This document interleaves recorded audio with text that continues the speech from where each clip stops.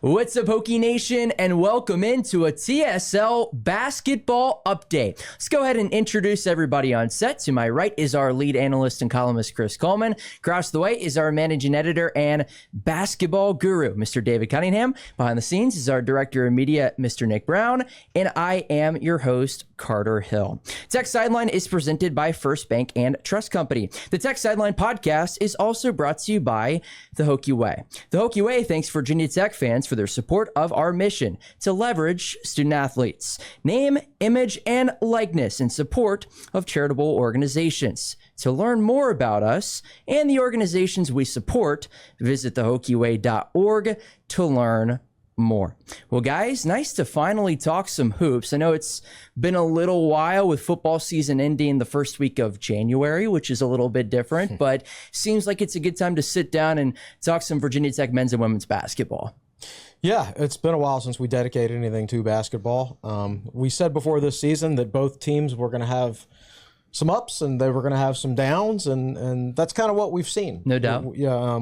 Now I think we knew the women's team was going to have more ups than the men's team, and the men's were going to have a few more downs, and that's been the case. But I think over the last couple of weeks is pretty much what we expected from the season. You were going to see some moments from both teams where you were happy with them, and then some moments where you're like, well, we've got a ways to go.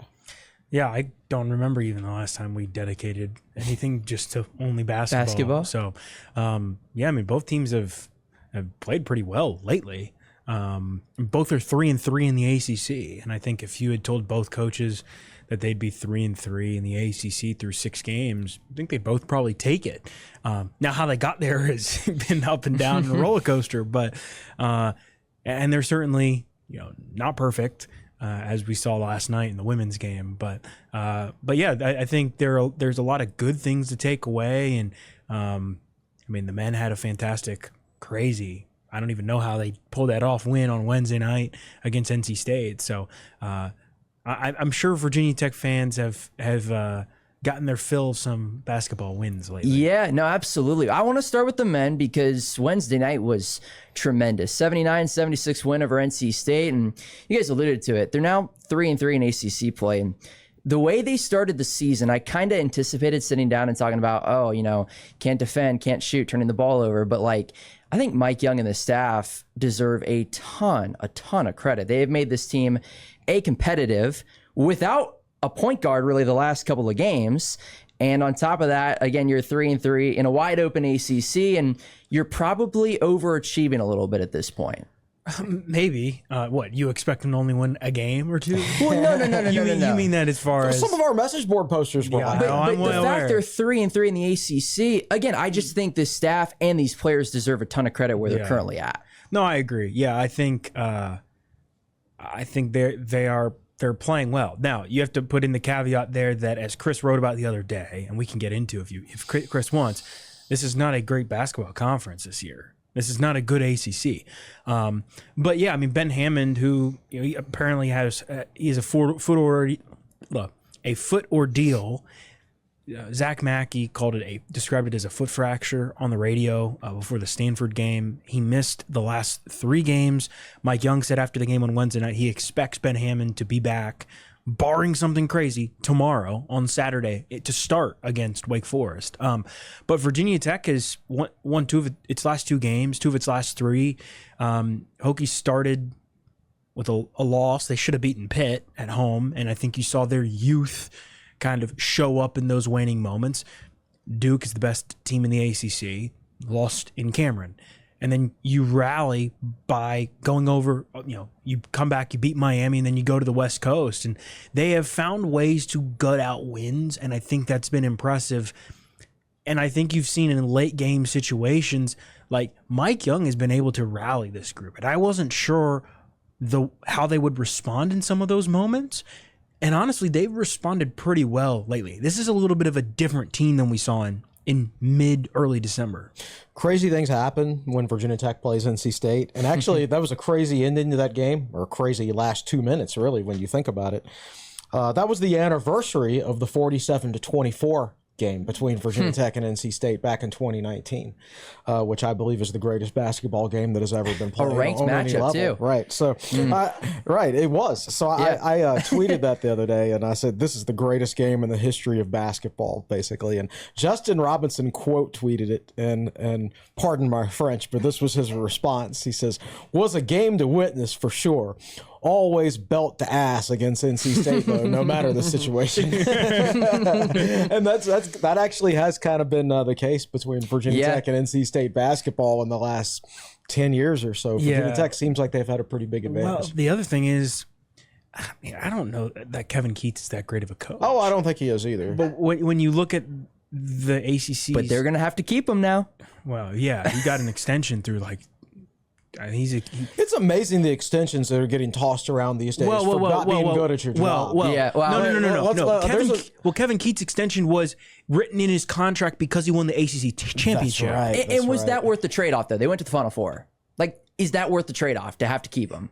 Yeah, Final Four and an ACC title is pretty good. How long are they going to end up keeping him? I think he has 5 years left on his deal. It's going to be worth a lot of money. And he has his buyout is like $3 million a year. So no, it's not worth it. I mean, No, so you're basically looking at somewhere if you won the between national title, it's worth it. Yes, But true. No, True. Yeah. But he is like the third or fourth longest tenured coach in the ACC, Kevin Keats. And I think his team is good in moments, but that was the second time NC State in the Commonwealth of Virginia has blown a double-digit lead this year. Yeah. Wolfpack was up at UVA, up by 14 and lost that game. But on the other side, I thought Virginia Tech played a heck of a basketball game down the stretch. And this is after where on the West Coast it was up early against Stanford and then couldn't hang on against a all right team, and then up against a bad Cal team and nearly blew it, but found a way. And they come in Castle and the play down the stretch to be able to come back from double digits down. Jaden Schutt was terrific. He didn't score on that West Coast swing, and he comes back, and he has Tech's last 9 before Ben Burnham's dunk. Toby Lawal was great. They made plays on both ends. They got 50-50 balls, which I thought was huge, especially the one that Schutt was fouled on. They just made game-winning plays at the end. And I think that's a big moment, a big learning curve going forward, because 3-3 is much different than 2-4. Oh, yeah, no doubt. I mean, Virginia Tech is actually, I believe, tied for 7th in the ACC standings, which is hard to believe. Now, listen, I know we're going to get comments in the or we're going to get comments on the YouTube. Of course. We're saying, look, y'all are talking about Virginia Tech, but the ACC is really bad. The ACC is bad. really bad. But what you're saying is a fact. They're 3-3 in the league. They're yeah. 3-3 in the league, 3-3 in the league. and that's better. Like, a lot of our own fans, we're like, we're not going to win an ACC game this year. Like, there were people on our board saying that, which was clearly a silly thing to say. Even at our worst point, I'm like, do you know how difficult it is statistically to go winless in conference? 0-20? Right. We'll see if Miami can do it, though. Yeah, we'll see. Lynn Kidd had a good game the other night, except he had 1 rebound. At Duke? Or here? Yeah, no, at Duke. He's the only one that showed up. Yeah, they lost by like Duke. 35 or something. Yeah. Yeah. But maybe they'll pull it off. Yeah, I mean, I think you're seeing Mike Young continue to tinker and find different ways, and he's still learning his guys. And I mean, down the stretch against NC State, what was the lineup you saw? Malijah Poteet and Brandon Rexsteiner weren't on the floor. You saw Rodney Brown, a split between Jaden Young and Jaden Schutt, who were both pretty good. You saw a bit of Tyler Johnson, Toby Lawal, and Ben Burnham, and right, but that's not going to be the lineup every game, because every game is different, and I think you're seeing like this might be at the end of the season, we might have to look back and say this might be one of Mike Young's best coaching jobs, just in terms of what he's able to get out of this team. Miami's not good, and Virginia Tech probably should have won that game by more. It took Ben Hammond driving down, dishing it to Poteet for a layup at the very end of the game. But I thought Tech played well in a lot of areas overall. But to come back home after taking one at Cal, and like NC State should have had that game in the bag halfway through the second half, and Tech never stopped fighting. And I think you're seeing the guys have bought in to what Mike Young's saying. You can't really question their toughness and resolve. They just might not be as good basketball players as Tech is used to. And I don't mean that in a bad way. Like, this team is just not as good as Virginia Tech fans have been used to. And in the Mike last Young handful of said that years. post game too. He kind of paraphrased by saying, "This team maybe isn't the best team I've ever had, but they sure play hard. They fight. They play hard. Well, they don't have a point guard, and especially with Hammond hurt. Yeah. well, and especially with what's his face, allegedly tanking games. Heister Miller. Heister Miller, Like that's that cost Tech at least 2 games if they had him. They've lost at least 2 where you can say if they just held on to the ball, they would have won. Probably would have been. They probably would have won a sure. Pitt. Yeah. Right. And that puts you at 4-2 in the ACC, Right. which is Crazy. crazy to think about. And then they lack consistent play at center because Petit is just, at this point in his career, he's hurting. Whatever, it's his back or his knee or what, or both or whatever it is. You just don't know what you're getting out of him on an everyday basis. Shoot has been inconsistent. So you go from, I thought he started the season really well, and then he got into a little bit of a rut, and then he didn't score at all on that West Coast road trip. So Mike Young brings him off the bench in this past game, and then gets what I think was his best game of the year. Yeah. So which shoot is going to show up? Is it going to be the one that can, pardon the pun, shoot, or the one that doesn't take any? He didn't hardly take any shots at all on the West Coast Barely trip. played He was in the Cal game. I think he was wanna 0-4. Well, 4 for over 2 games of basketball. Yeah. Right. And Mike Young did talk about, well, I asked him about it on Monday in the ACC teleconference, and he talked about that part of that is the way that Stanford and Cal defend. They try to take away your 3-point shooting, and they did that at times. Like against Stanford, none of Tech's wing players really scored at all. But at the same time, Mike Young said, I've got to do a better job of getting him looks, and also I didn't feel like he was really finding his shot. And then he turns around and he has that game like that on Wednesday night. Yeah, coming off the bench. So what's the starting lineup going to look like on Saturday against Wake Forest? We'll have to wait and see. True. But when you've got a whole new group of players and a lot of them are young, the consistency levels are probably going to be low. So you don't know what you're going to get out of each player on a game-to-game basis. Yeah, and I think that's why you're seeing so many different lineups. You've seen Mike Young go a lot smaller, play Burnham at the 4 and Lowell at the 5. I think at center, I think Poteet has been good in moments. He was terrific against Miami. Yeah, absolutely. He locked down Lynn Kidd and even gave him a little smirk in the postgame. He did. Did you see that picture that John Fleming got to, by the way? Absolutely. Yeah. I mean, he played lockdown. I'm sure he was fired up. Sure. He played lockdown defense against Lynn Kidd for a lot of that game. But I agree. I think it's hard to expect him to play. Like, I think he played like 30 minutes that night. It's hard to expect him, I think, to play a lot. And I think Tech has actually gotten pretty good production at Patrick Wessler, but I don't know that, like, you've got to find a way to fill time at that spot outside of that. Right, and both those guys have some mobility issues. And sometimes, depending on the matchup, going with a smaller lineup is good for this like team. Wednesday against Correct. NC State. I thought NC State did a really good job of using the screen, swinging the ball really quick and dumping it down low, and Tech was too slow to recover. Molajo Poteet, if he was hedging, Patrick Wessler, like, it's just hard to get back. They put Lowell in the game, and I want to say Tech made a run, and then Mike Young took Lowell off the floor, and NC State kind of pushed it back. And then I don't think he took Lowell off the floor the rest of the game. And that's kind of versatility he can provide at the 5. He's not really a 5. And it's funny, he told me about just the mental aspect of it, playing the 4 versus the 5. Because they were playing against NC State. NC State was switching 1 through 4. But when he was playing the 4, he had a guy, you know what I mean? Everybody was switching on him. He goes to the 5 and he's got one guy on him the entire time. Right. So it's a bit different, but yeah, I mean, he continues to tinker and find ways, and I think Rodney Brown Jr., all things considered, has been a big lift, just being able to handle the ball. Tech has not been perfect by any means, but serviceable when needed. I'm sure they would have loved to have that Stanford game back. I mean, they were up big, but this is a group that is continuing to string things together. I mean, I genuinely thought that game was over in the second half. They did not play well to end the first half against NC State.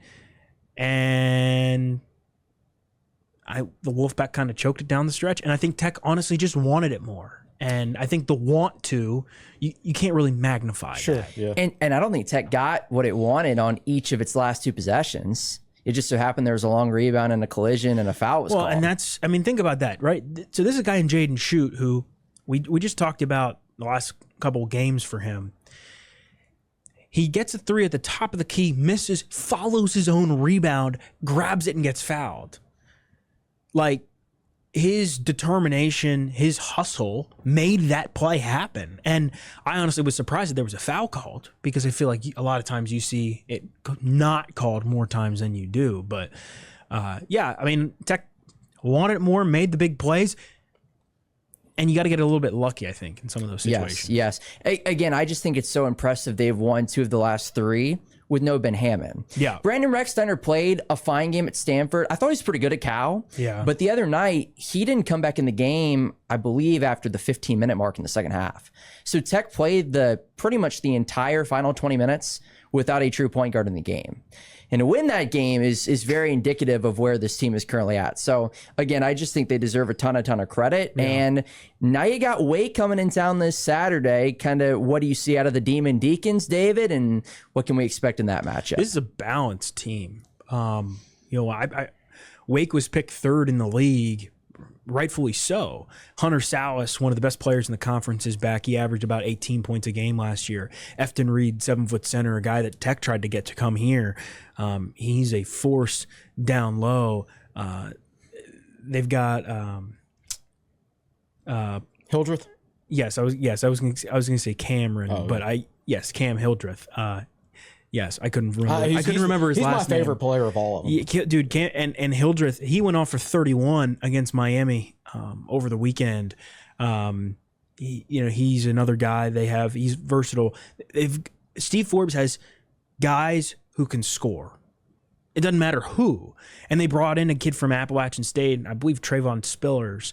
And he's averaging basically a double-double for the Demon Deacons. So this is a very balanced group, really good defensively this year. The offense has been lacking at times, but Virginia Tech is going to have to be balanced. Like, that's the bottom line. Tech can't get in a hole. And if you remember, Tech somehow came out of a giant hole in this matchup last year in Castle. Tech was down like 15. And the only reason I know this, one of the reasons I know this is because in Virginia Tech's last 9 ACC regular season games, Tech has 2 comebacks of 15-point deficits. One was against Wake Forest, the other one was against NC State. But right around New Year's last year, the Hokies went to the Joel in Winston-Salem, and they got their butts handed to them. So what is this matchup going to look like? I'm not really sure. This is a really, really good Wake team that I think will overwhelm Tech at times.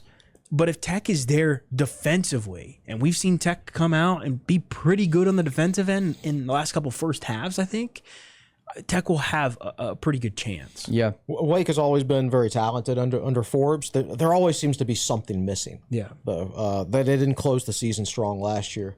They lost key games, and including the one in Blacksburg. True, very true. They blew a 15-point lead in Blacksburg, and that might have been the difference in them making an NCAA tournament or not. Might have been. You remember how bad Virginia Tech's road record was last year? Wake Forest had the same exact road record. 2-13. Well, in the league. Oh, in the league. I'm sorry. Yeah, so they don't quite get the most out of their ability. I think they're good. They're a very talented team. Are there enough quality wins to go around in the ACC this year to get more than like 3 or 4 ACC teams in the NCAA tournament? That's the concern. That's the concern. Actually, let's talk about that real fast, because coming into conference play, I would have thought Wake had a shot to go to the NCAA tournament, and then you check the net and you're like, oh, they're like 106. Like, it's just not going to happen. They're like, I think like 77, 78 right now, somewhere in that threshold. So they've made a jump, but you're right. I mean, again, the top 15 teams make the ACC tournament. I think Virginia Tech is going to be in that top 15, because you look at the bottom right now, there is still Chris just did a fist bump. That was a legit question a couple weeks ago. Yeah. But yeah, you look at the league, and I'm not even taking into account the conference standings right now, but like the bottom of the ACC, as you guys know, Hey, you know who's down there? UVA. Virginia. Yeah, UVA's 1-5. They're falling apart. Now, y'all are too young to remember when Virginia Tech was in the Big East. That not every team made the Big East tournament. So Virginia Tech was only in the Big East for 4 years. And Tech didn't make it until Greenberg got here, and nobody thought they had a chance of making it. But they went 7-9 that year, and they never went better than 4-12 before he got here. But at any rate, we said we were going to make this a 30-minute podcast, so we probably need to move on to women's basketball at this point. Very true, very true. Well, Hokies back in action tomorrow against Wake. That is at 2:00 on the ACC network. Meanwhile, for the women, they've been a fun watch this year. I think, tough one last night against UVA. They fall in that one to the Cavaliers by a final score of, I wrote it down somewhere here. Was it 73-65? It was. Lost to Virginia in Castle Coliseum, so kind of snapped a little bit of a winning streak for the Hokies, a 3-game winning streak in which they had played very good basketball, knocked off Miami on the road, Georgia Tech in double overtime on the road, and then Wake on Sunday. It does feel like this team could be a bubble team at the end of the day, but again, to Chris's point at the beginning of the podcast, we have seen some ups and downs throughout the year for sure. Yeah, I think you've seen them. You've seen Megan Duffy get the best out of this group, especially late in games. Nick, shout out Nick. Nick wrote a fantastic article going over our director of media, going over the Megan Duffy's late game situations in her entire career. And her teams play really, really hard for her down the stretch. I encourage you to go check it out if you haven't read it. But we saw that at Miami, at Georgia Tech, where the Hokies were in holes. I did not think they were going to win that Miami game. They had not played well. Then they respond in that fourth quarter and got everything they needed. Against Georgia Tech, they played well the whole game, but that's a top 15 team in the country. Now, the Yellow Jackets did lose 1 or 2 players in that game due to injury, including their star freshman, Danny Carnegie. But Virginia Tech's defense down the stretch was huge. At Miami, Tech outscored the Canes 24-13 in the fourth quarter. After the end of the third quarter in Atlanta, Tech outscored them 44-28, which included, I want to say, Georgia Tech was 0 of 6 in double overtime from the field. And then Wake Forest, a game where Tech didn't necessarily play its best basketball. Tech outscored Wake 16-8 in the fourth quarter to kind of close it out. Now, again, a loss to UVA, but they are coming along. I agree that they can be a bubble team. The inconsistencies, you're seeing that from them as well. Like we talked about the inconsistencies with the men. You're kind of seeing that with the women at times. And I thought last night was it was on display. The Hokies weren't bad the entire game, but they didn't have an answer for what UVA was doing. And that's 2 or 3 times this year where Tech has not handled pressure well. I'm very interested to see how the Hokies respond on Sunday against Louisville. That's a really, really, really good team coming into Castle for Liz Kitley Day on Sunday. I think Thursday, the UVA game, learning opportunity. Like Matilda Eck talked about toughness, and anytime a player kind of says something like that, kind of your eyes kind of open a little bit and go, that's interesting. Not that she was calling out her teammates. Right, because people don't want to admit if they're not tough, right? Correct. So for someone to go in front of a camera and say, we need to get tougher. Yeah. And she and it's funny, she's a pretty good interview. But she's somebody who I think you could tell it, like, that meant a lot to her, what happened yesterday. Mm-hmm. Like, she was in pain a little bit, just like, man, like, I can't believe we did not play well. Because it wasn't like UVA just beat Virginia Tech in Castle. It was UVA was the better team the entire second half up until like the final few minutes of the game. Yeah, it was 35-35 at halftime. And then just like that, UVA's up by like 15 and you're like, what just happened? 27-12 in the third quarter. And Hokies have gotten blitzed a few times coming out, especially as of late, out of halftime. But Matilda Eck said was honest and was kind of just like, like it wasn't like they were doing anything crazy on the offensive end. We just couldn't stop them. We just got to get tougher. I mean, sometimes you just get beat. Yeah. And I think this team is operating from a higher talent level than the men's team, but at the same time, they're facing a higher talent level as well. Very because true. ACC women's basketball is better than men's basketball right now. I think they've held up pretty well, considering there's a number of new faces in there now. Every team has to deal with a number of new faces, but it's who they lost. When you lose the two best players in school history, in my opinion, in the same offseason, if you're even in the hunt for an NCAA tournament the next year, that's a pretty good coaching job. Yeah, I think if they had beaten UVA, how many wins in a row would that have been? Four in a row. And they would have been 4-2. Right, in the right. league. And, so again, after starting 0-2, after starting 0-2, right? So that would have been 4 in a row, and then let's say they had beaten UVA, and then come back around and face Louisville, that would be 5 wins in a row. What are the chances of them winning 5 in a row? Probably not great. You wouldn't take that to Vegas. If I had to pick a game to win this week, normally I would pick UVA because it's UVA. But if I had to pick a game to win this week, I'd pick Louisville because it's Liz Kitley Day. Yes. I don't want to lose on Liz Kitley Day when she's getting her jersey retired. So if they can come back on Sunday and win that game, then I'll consider that a successful week for the women's basketball program, even with a loss to yeah, UVA. I mean, absolutely. I think they'll be extra motivated for that one now. Latasha Latimore is how you pronounce it, not Lattimore. I learned yesterday.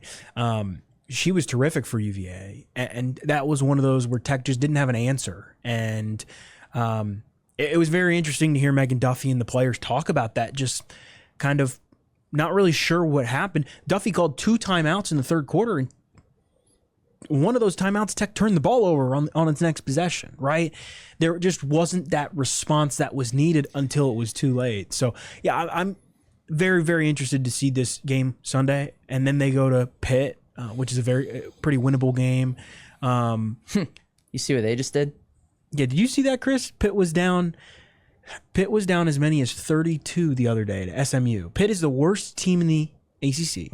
Was down as many as 32 In the second half. in the second half. I take it they won. Outscored SMU 28-0 in the third quarter and came back to win. How do you not? By 13. Did you say They came 28 back- to nothing in the third They quarter? came back to 28-0. win by double digits. SMU didn't score a single point. Correct. This is the basketball. Yes. Yes.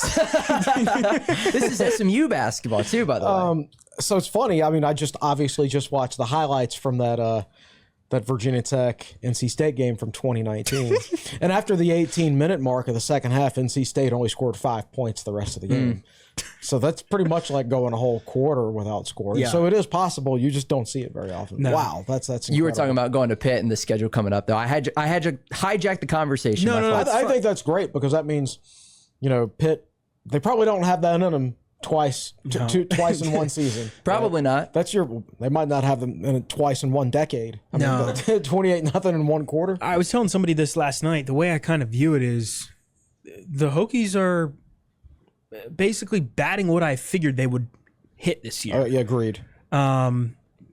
This last night was kind of the first game Tech lost this year that I thought they would win. Yes, very But true. even then, it wasn't like It wasn't a gimme. Right. Correct. You say they probably had like 2/3 of a chance of winning the game. 2 out of 3. yeah, it wasn't a game. I was surprised they lost last night. Yes, but at the same time, I was surprised that Virginia Tech lost at Virginia last year. Like Right. that team shouldn't have lost there. And I was surprised when Virginia Tech beat Georgia Tech last week. correct. So, like you said, they're maybe even +1 at this point because they had another. Yeah, well, that's what I was just going to talk about. As far as like the UVA game last year, like that Virginia Tech team should not have lost in Charlottesville, but UVA was the better team, even barring Liz Kitley's injury. It was a tie game when she left the floor. Like, and I think there were 14 minutes left when she left. Like, this is a UVA program that has played well as of late. Didn't necessarily start the season well. Had a losing streak, fought back, and the Cavaliers were the better team. The Hokies get one more shot at them, of course, in Charlottesville. But I thought they would win just because Tech had been playing cohesive basketball. I thought Tech looked smooth. And they had 8 third-quarter turnovers.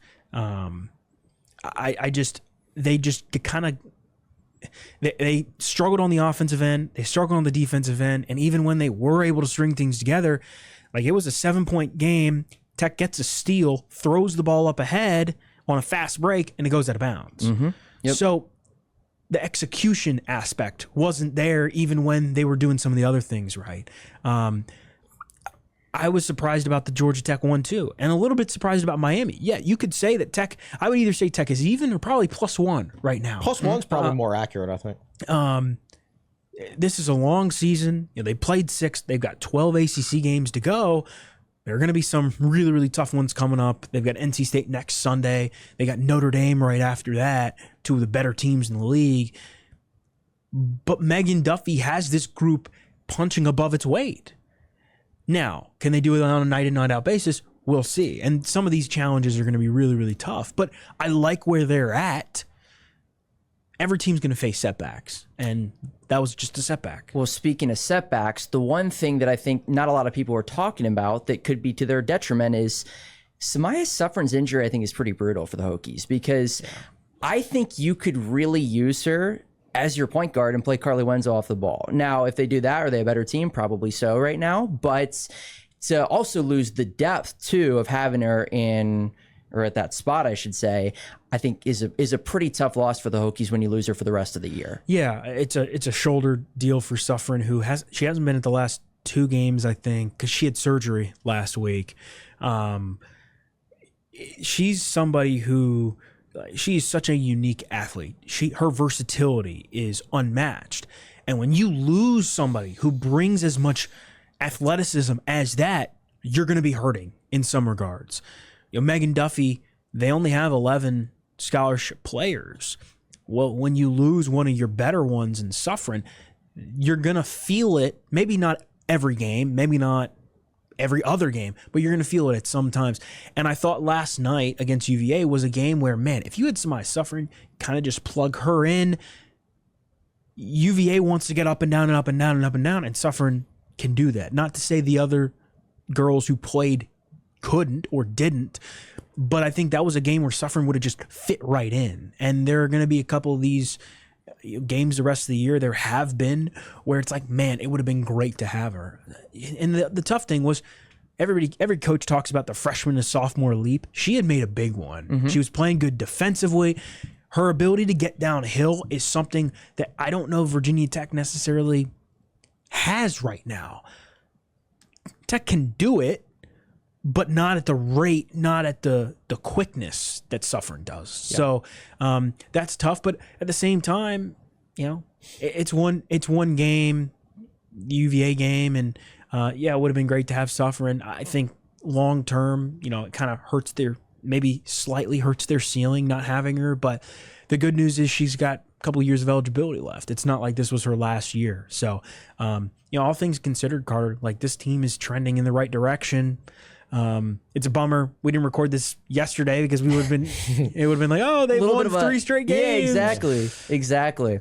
Well, I guess to wrap it up on the women's basketball side, as of right now, where do you expect the Hokies to be at the end of the year? Charlie Crean from ESPN, actually, and I know it's crazy they do this time of year. They have done them since pre-Christmas. He has them in as the second to last team in the NCAA tournament right now. Now, very premature, but where do you guys expect the Hokies to be come March? I think there's going to be plenty of opportunities for quality wins. I think as the season goes on, and I think losing Suffern is tough. I still think they're probably at the end of the season probably going to the NIT. Yeah.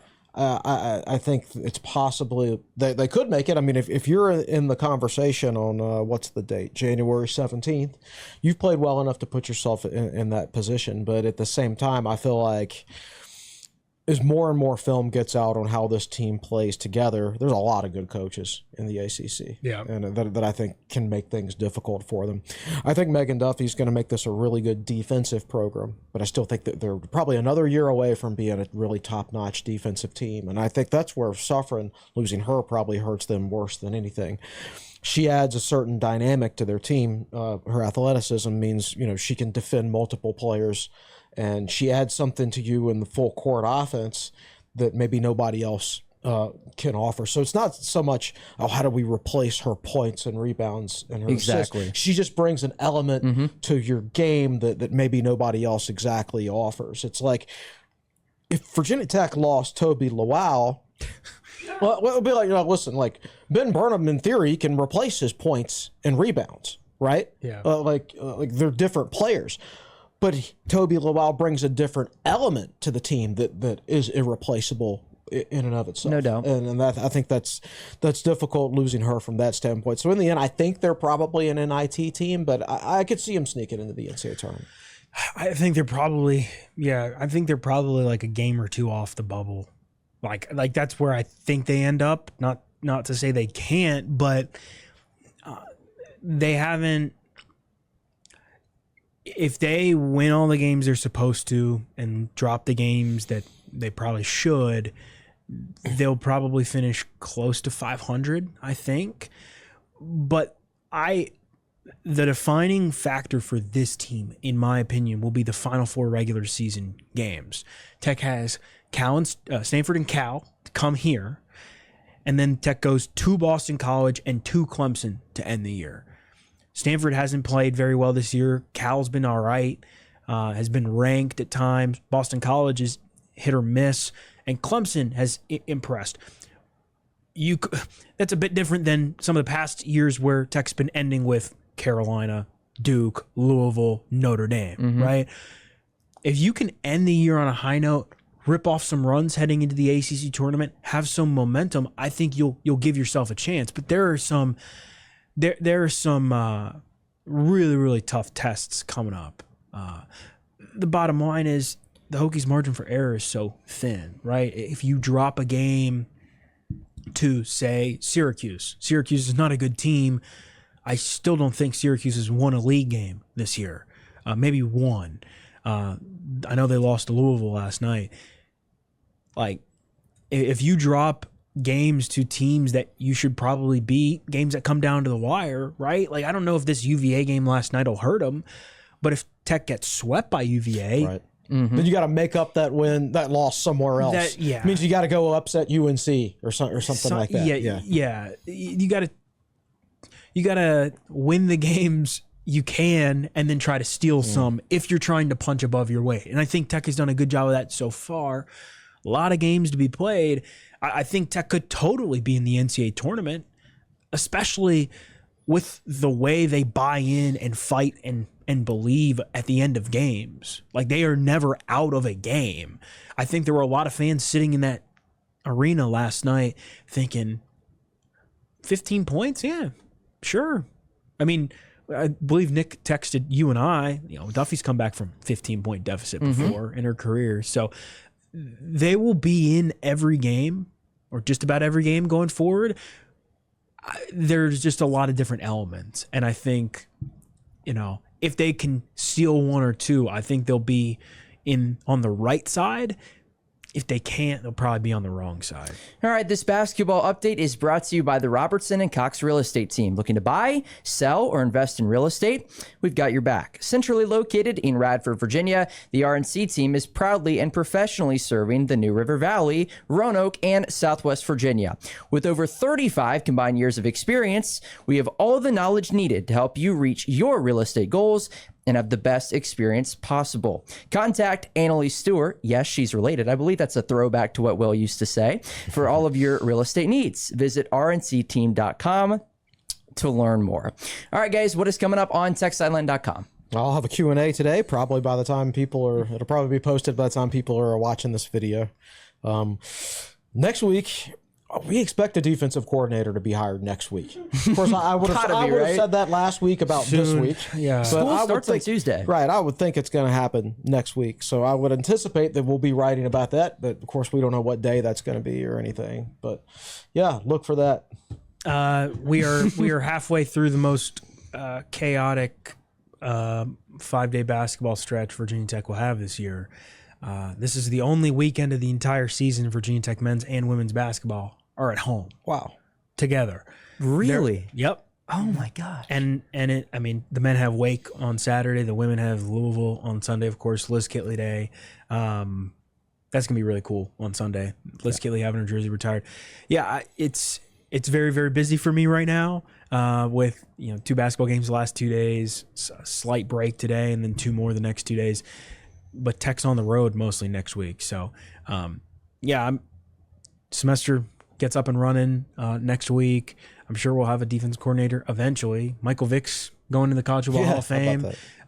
Tech got another Ben Bell, a Texas State defensive end, committed yesterday. So we've got some stuff on the football front, but of course not what people want. It's crazy. You hear like, oh, Michael Vick was put in the College Football Hall of Fame, and I'm like, Michael Vick wasn't already in the College Football that Hall was of Fame? my first thought. Yeah, I don't know how that process works, but yeah, he deserves to be in there. No doubt. Well, and I believe we're going to start recording this once a week, every Wednesday. I think so, yeah. All right.